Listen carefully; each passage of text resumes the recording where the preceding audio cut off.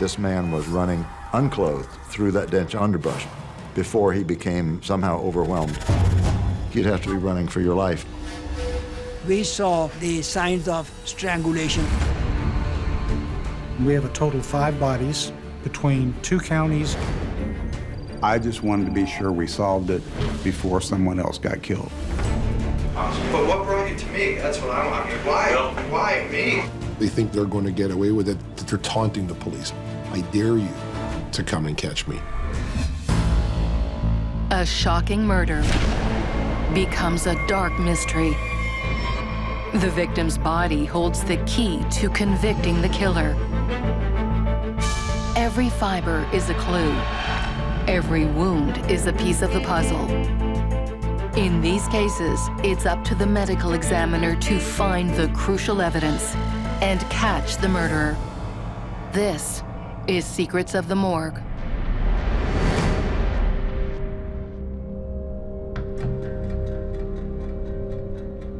Charlotte County is a nice, peaceful place. There's a high population of northern visitors that come in during the winter months. It has a lot of wooded areas that attract a host of animals. So there is a lot of hunting that goes on.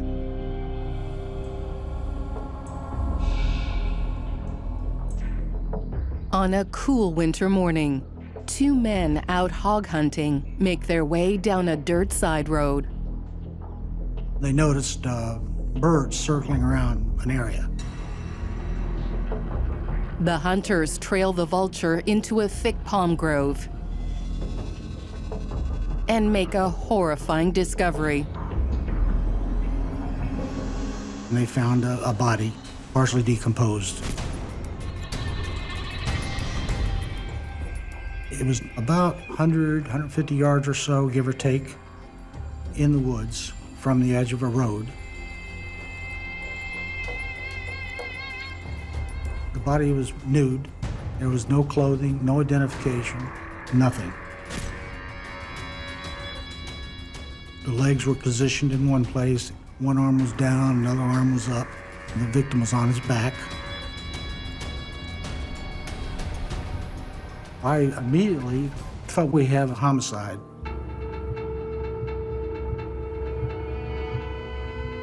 With a victim of a crime, especially in a homicide, I wanted to be the one to speak for that person, the one that can't speak for himself anymore. The remains are sent to the county medical examiner, Dr. Riazul Imami. Medical examiners, our main motivation is that we are looking into unknown. These homicides or any unnatural deaths, we would like to see why they die. Dr. Imami begins the autopsy. First thing you want to do is to identify the victim so that you can communicate with the family that your loved one has died.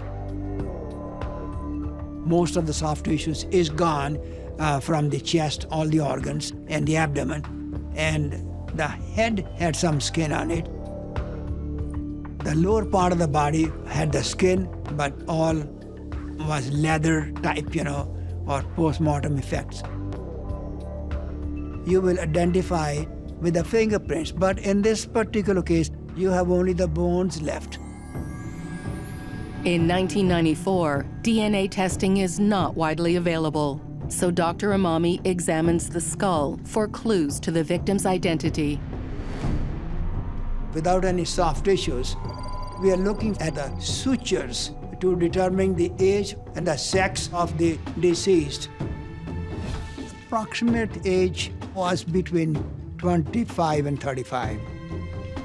And the second thing, this eyebrows area, we see some roughness. We are looking at a male skull. The young man's body reveals a deeply unsettling fact. The scrotum and the testicles were not there. That has been removed. Dr. Amami continues to look for ways to identify the victim. The few teeth in the skull can't be linked to dental records, but they do offer investigators clues about who the young man might be. Poor dental hygiene led us in a direction as far as victimology goes. Florida is sort of a magnet for not only tourists, but transient people who may be traveling and looking for work. So they do end up here. They do end up sometimes living in our wooded areas and homeless camps. We go to missing persons report. We go to suspicious persons reports. We go to any reports that were filed in that general area. And we'll talk to people that come through that area for a 24-hour period to see if they have seen anything. Transient people really don't know anybody in the area outside of a few homeless people themselves. And they can be here today and gone tomorrow, and nobody would report the missing person. Murders or bodies or bones are big enough to get on the news, but at this point it wasn't leading the news. We didn't know enough about it. All we knew is bones in the woods. No one has any information about the young man killed in the woods. Detectives return to the medical examiner to see if he's found any more clues. We x-ray all the skeletonized bodies here, or decomposed bodies. We can see in the ankle area, there was a rod, small rod.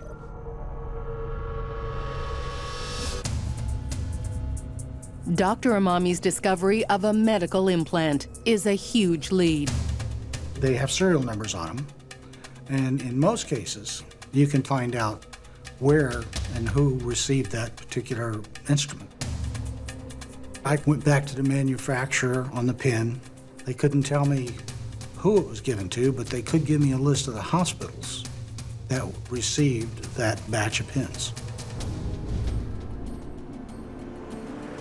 I issued subpoenas to each of those hospitals for any person that fit that general description that had received surgery on that particular leg, and asked for their medical records.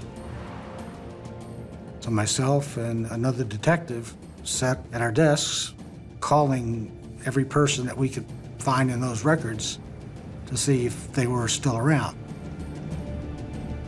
And we went through them all and didn't come up with any. Everybody was still alive and kicking. After months of relentless investigation, the team exhausts every avenue to identify the young man found in the woods of Charlotte County. We could not identify this person. This person is a John Doe. The manner of death has to be a homicide. But in this case, we don't know the cause of death. Without a name, a cause of death, or any leads, the 1994 murder of John Doe in the woods of Charlotte County turns cold.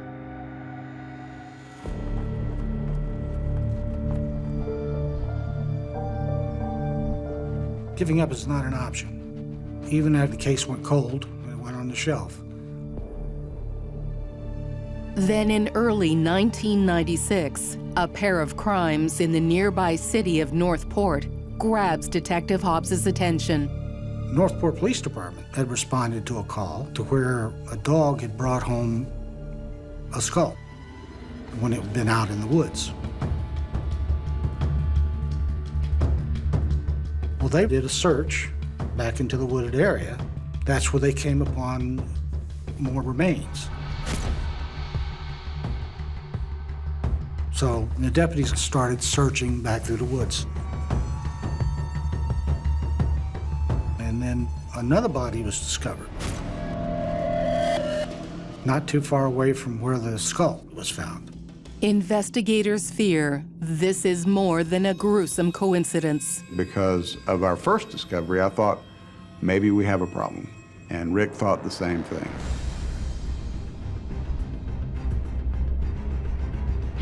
I gathered my reports and my crime scene photographs and went up to Northport PD. Detectives believe the 1994 murder of John Doe in Charlotte County could be connected to the two new sets of remains found near Northport. And I sat down with the sergeant up there and started going over his crime scenes. And when you started looking at the photographs, not only the photographs of the body, but the photographs of the scenes, even down to the type of roads they were off of, the distance back in the woods, if you didn't know which scene was which, you would not be able to tell them apart. We believe that the same person was responsible for all three bodies. Investigators believe the 1994 murder of a John Doe in Charlotte County is linked to two fresh murders outside the nearby city of Northport. I had a gut feeling that we had a problem. The remains discovered in Northport are sent to the local medical examiner, Dr. James Wilson. I'm oriented towards structural things and understanding them. How is this body that was a natural anatomical specimen been altered that resulted in death?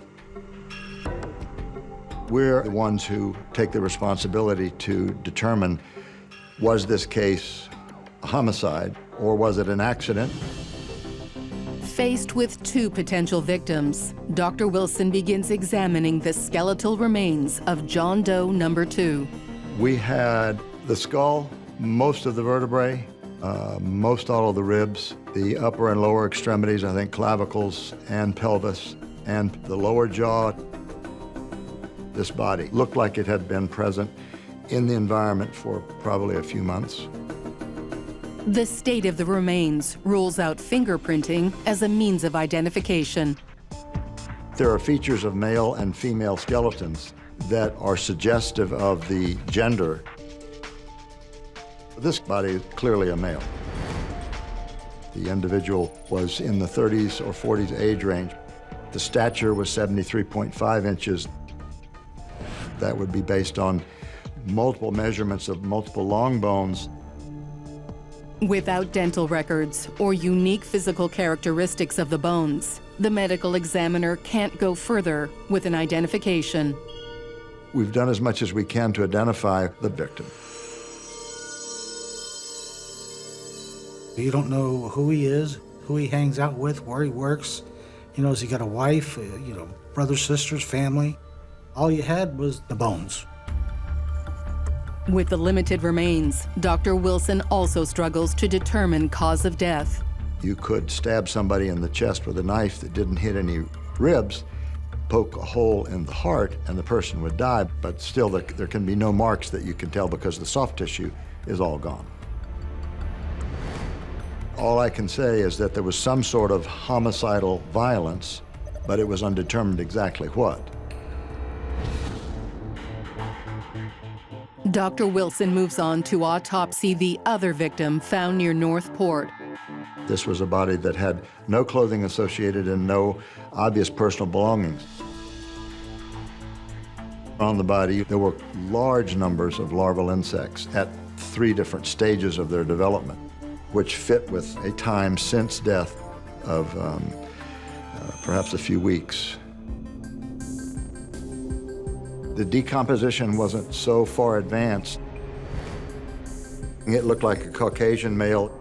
The approximate stature was 65 to 67 inches for his age range. My guesstimate was 20s to 30s, because the body, as I recall, looked relatively young. Dr. Wilson is able to investigate cause of death on the remains of John Doe number 3. There were 4 openings in the skin of the lower central chest and the upper abdominal region. Those represented 4 stab wounds to the body. I could see a mark on the skin that extended across the lower chest from side to side just below the level of the breast, and then began to go posterior and further up in the back of the body, which looked like this person may have been, for instance, tied to a tree. There's no doubt the final moments of this man's life were filled with sheer terror. There was an acute injury to the big toe aspect of the foot, a recent cut or laceration. I believe that this man was running unclothed through that dense underbrush before he became somehow overwhelmed and killed. That would take desperation just to run through palmettos, naked. Yeah, I think you'd have to be running for your life. Dr. Wilson makes another disturbing finding, one that matches Dr. Imami's discovery on the 1994 John Doe found in Charlotte County. The male genitalia was absent from the body. The teeth from both of Dr. Wilson's bodies also share similarities with the earlier victim. The two individuals that I looked at, they had features that suggested they hadn't been to a dentist much, if at all, in a number of years prior to the time that they died. So what this was telling us is that our victims were basically street people. Investigators believe the three John Does are connected. The similarities, relatively desolate locations, bodies hidden, bodies unclothed, and with genital mutilation would suggest an individual serial killer.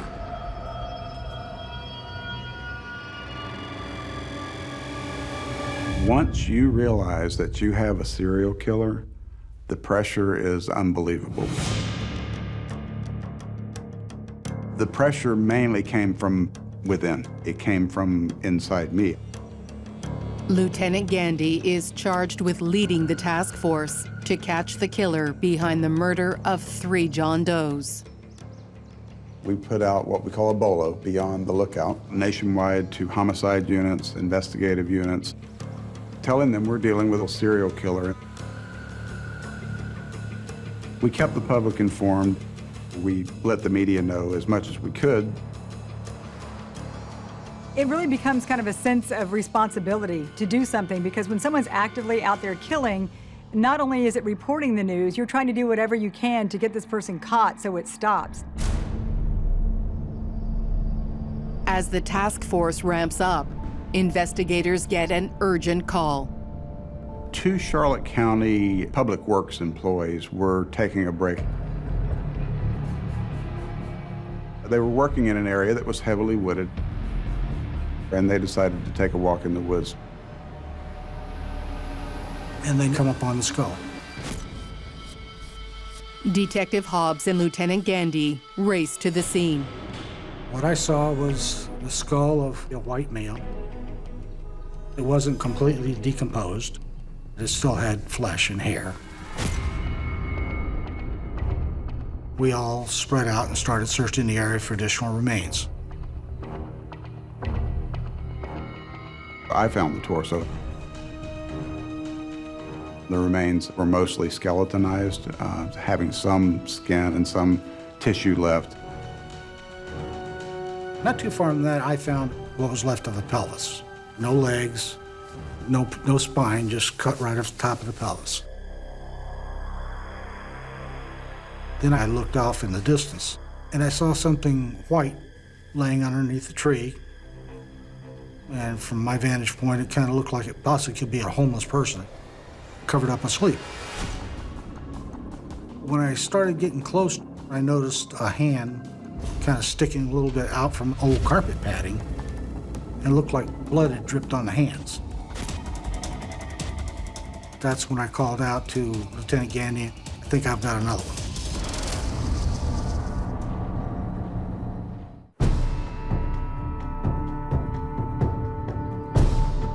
A serial killer is targeting young men across southwestern Florida. We discovered John Doe number 4 and John Doe number 5. Marginalized communities are easy targets for serial killers. If somebody's a homeless person and they're living in shelters half the time and they don't show up, it could be weeks or months till somebody actually reports them missing. That's a time gap that is favorable to a serial killer. I just wanted to be sure we solved it before someone else got killed. The bodies of John Doe number 4 and John Doe number 5 are sent to Dr. Riazul Imami. Because of the close proximity, I think the same person most likely is the suspect. He begins the autopsy of John Doe number 4.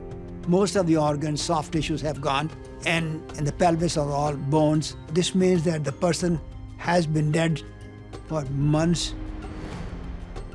But from the skull and from the pelvis, you can say that the person is a male. We have difficulty in identifying the body because there is no fingerprints available. Dr. Imami moves on to autopsy John Doe number 5. It was not too long ago the person had died, probably about 18 to 24 hours or so. After 2 years and 5 bodies, this is the first set of remains found so soon after death. There is a chance it could reveal much more about the victim and the killer. On the external part of the body, there were some rope ligature marks on the neck, on the chest, and also on the abdominal area. And then there were some rope markings on the legs and also on the wrist. It's clear the victim was tied up. And just like John Doe number 3, this young man's body tells a terrifying tale. In this particular case, there was some blood there under the rope markings on both sides of the Adam's apple. The cause of death was asphyxia, secondary to strangulation. Dr. Imami looks over the pelvis and makes a disturbingly familiar finding. We see some post-mortem excision of the genitals. It was very gruesome. He inspects every inch of the wound. We are looking for all the evidences on the surface to see if there is any foreign material there. This was a very sharp type of incision, and the base of the wound was quite clean. Dr. Imami's scrutiny pays off. He finds a tiny chip of blue paint on the pelvis. That paint chip was taken by the law enforcement. The paint recovered from John Doe number 5's body is sent for analysis. Right there during the examination, once we got all the swabbing and all that done of any particulates or anything on the body, then the crime scene technicians rolled his fingerprints and submitted them into the database. Finally, detectives get what they need. A name. The victim was Richard Montgomery. His age was about 21 years and a Caucasian male. Now we have someone out of 5 bodies that's been identified, so we're excited now that we've got somewhere to start. Now we can go back and find family, we can find friends, we can find out what his normal routines were, you know, who he may have come in contact with, you know, what kind of things does he do? And that just opens up the whole investigation. Detectives look into the life of Richard Montgomery. Richie was kind of a happy-go-lucky guy. He lived a lot on the streets. He didn't hold down a full-time job anywhere for very long. He fit the profile of our victims. We interviewed his family and some of his friends, some of the people that were with him the last day he was still alive. And during those interviews, we found out Richie was telling a couple of guys that he was going to make an easy $200 that night. Police scrutinize the evidence to build a profile of the predator who killed Richard Montgomery and the other young men. It seems like all the bodies have in common is they're all out in a rural, desolate area. They're all males, white males, and they all appear to be displayed somewhat. On their backs, no clothing, no ID, and the genitalia was removed. A posed body tells me that the perpetrator is somebody who gets a sadistic thrill out of humiliating their victim. You'll generally find there's a huge sexual component when bodies are posed. It is a presentation that the killer is giving to the police. It's almost like Catch Me If You Can. The perpetrator is what they call a sexual sadist. Basically someone that gets pleasure and gets his sexual gratification through what he does to others. Investigators look for someone in Richard's life who could fit the profile of this violent, disturbed killer. We were looking at numerous suspects, sexual offenders in the area, people that had been around Richie or had had a problem with Richie. We had the task force running down every lead we could find, but we still didn't have a name. Then detectives get a lead. I received a phone call from a lieutenant out at the Correctional Institute. And he told me, I've got an inmate out here that says he knows who your killer is. David Payton is a young drifter in jail. He tells police of a terrifying encounter near Charlotte County. A guy was coming around, offering him money to go out in the woods and pose nude. He says, sure. So he jumps in the car and they take off driving.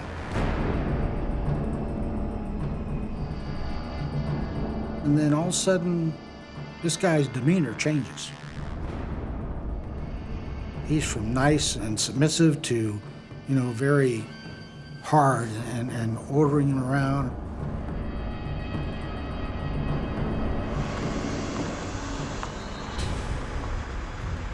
And then the car gets stuck in a mud hole. Mr. Payton says, I wanted to get out and help push. But the driver wouldn't let him out of the car. The driver orders him to steer the vehicle. When Payton takes the wheel, he happens to glance at the back seat.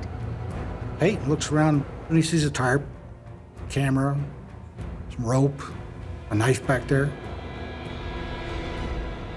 And now he says, ooh. Fearing for his life, Payton slams on the gas the second the car hits the road.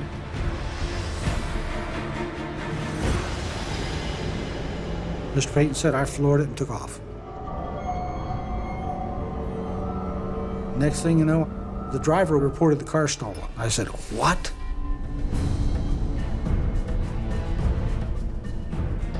I immediately send down to the main office and have the case report pulled. And the person that reported it stolen was Daniel Conahan, Jr.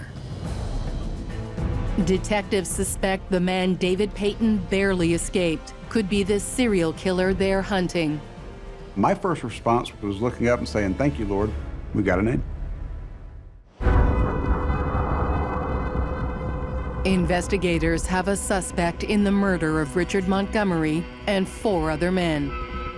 But they need more than a jailhouse tip to arrest the vicious killer. We put him under 24/7 surveillance.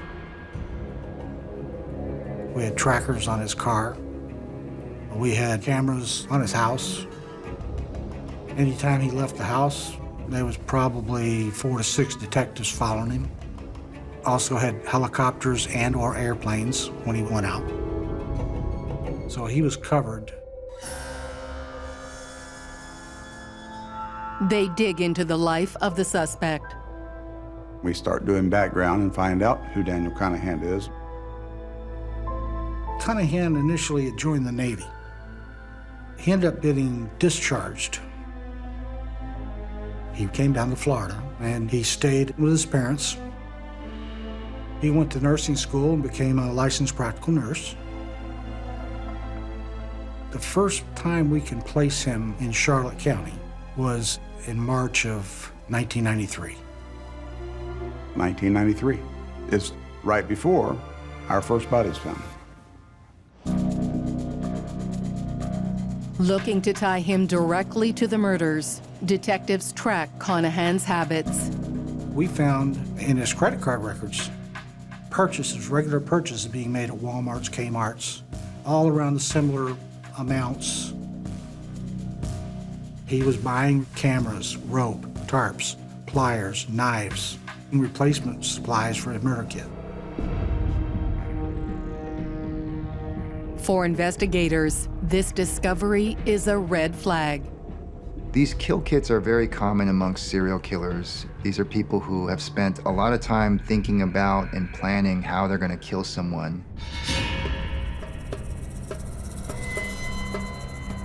The task force plans an elaborate sting operation. We picked younger undercover officers that I knew would be able to take care of themselves. The undercover officers pose as homeless drifters and wait patiently for Daniel Conahan to approach. We created a homeless camp. We built it in the woods. We didn't really want to lead him. We wanted him to lead us. In late May 1996, the suspect makes a move. He made contact with one of our undercovers a couple times before he finally said, hey, you know, I want to go out in the woods and pose for some nude pictures. Daniel Conahan takes the officer to a remote palm grove. We've got detectives actually in the brush watching them. We had a sniper in a foxhole that we dug just to be sure that, nothing happened to our undercovers. He lures the officer deep into the woods. Going there, he talked about the bondage or the photographs.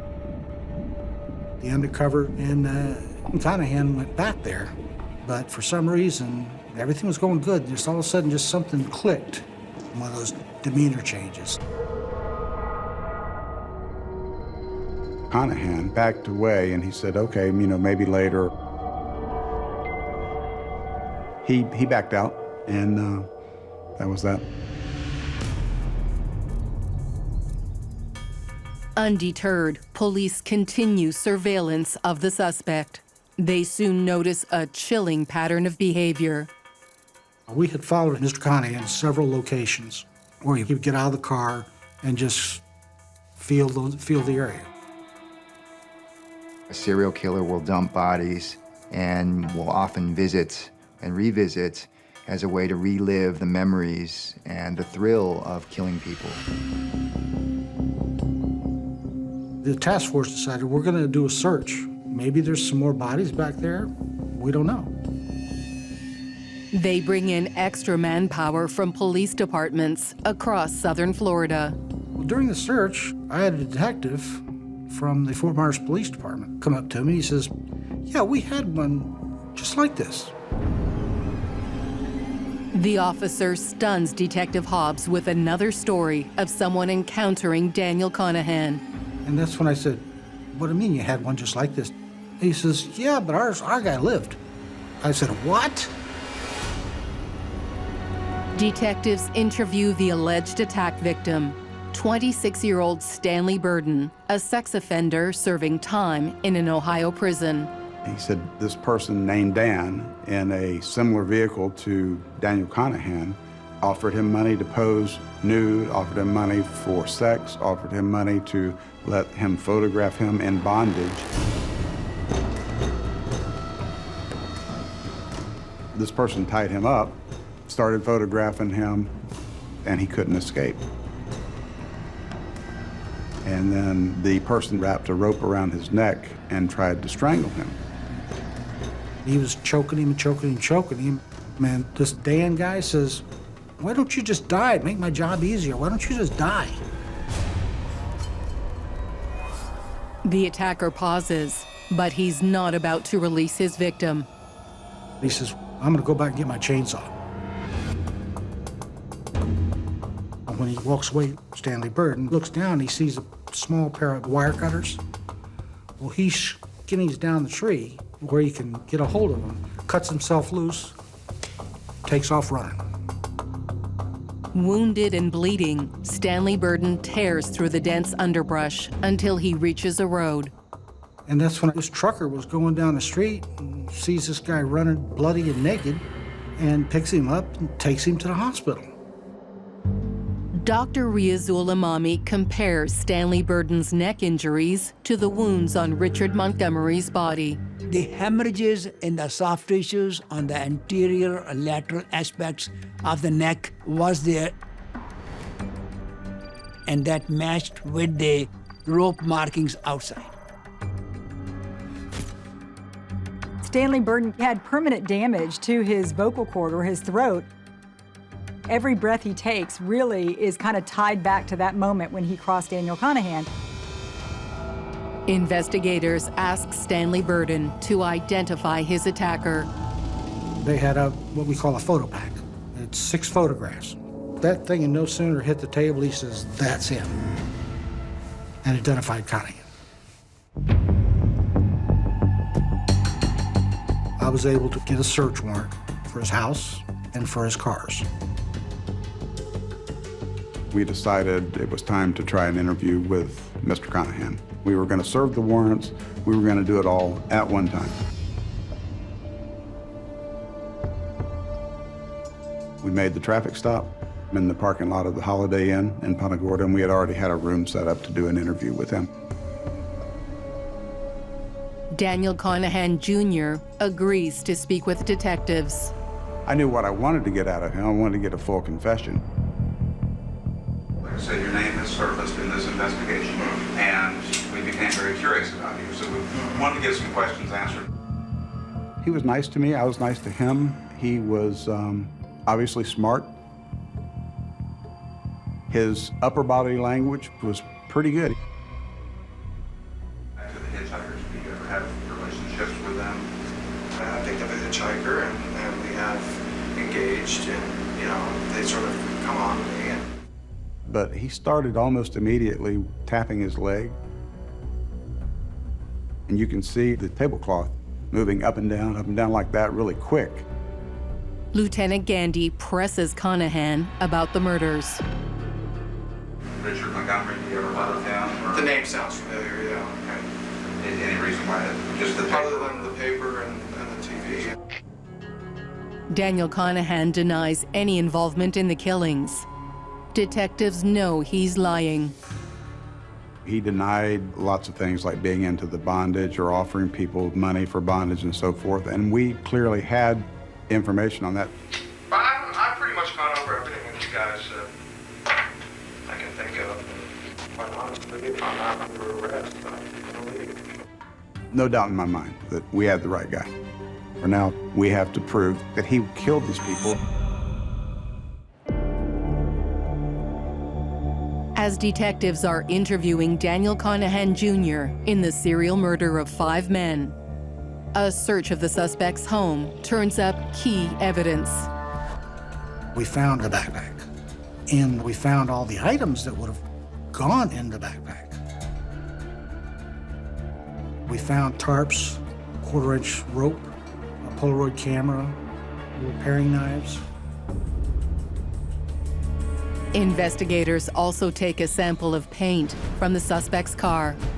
During the examination and autopsy, we took that paint chip from Richard Montgomery's body.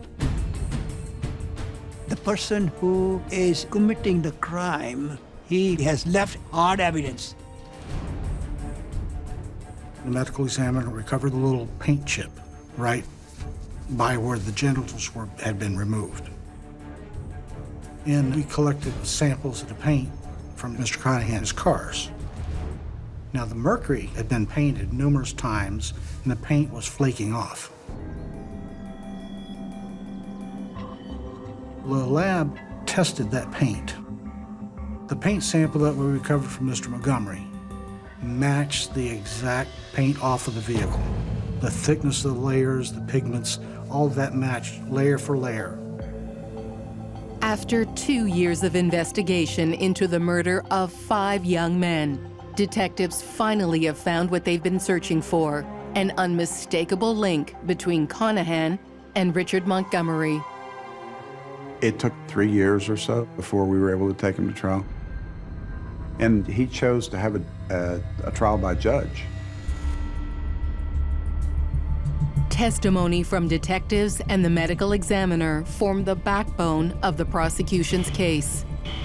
Daniel Conahan Jr. was coming around offering street people money to go out in the woods and pose nude in a bondage type situation.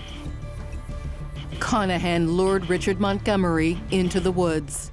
Daniel Conahan tied him up to these trees, and he couldn't escape. There were markings on the back of the body made by the bark of the tree. On the front of the body, I could see some markings there could show that this is a rope marking. And then we go into the neck. The rope has pressed the throat, and that caused the suffocation and asphyxia. Another key connection Dr. Imami makes for the prosecution comes from the suspect's experience working as a nurse. He has an access to surgical tools working there in the hospital. So to me, the external genitalia which has been removed on Montgomery's body, he has used sharp instruments like the sharp scalpels. After only 25 minutes of deliberation, the judge reaches a verdict. He took a recess and then came back out and found him guilty. Daniel Conahan Jr. is sentenced to death for the cruel and horrific killing of Richard Montgomery. Richie, he was in his early 20s, but he was still a kid. He was loved by his family, and he loved his family. And unfortunately, there was a monster waiting in the woods, and that monster took advantage of Richard's poor decision and murdered him. Eventually, 2 more John Does are identified and their families notified of their deaths.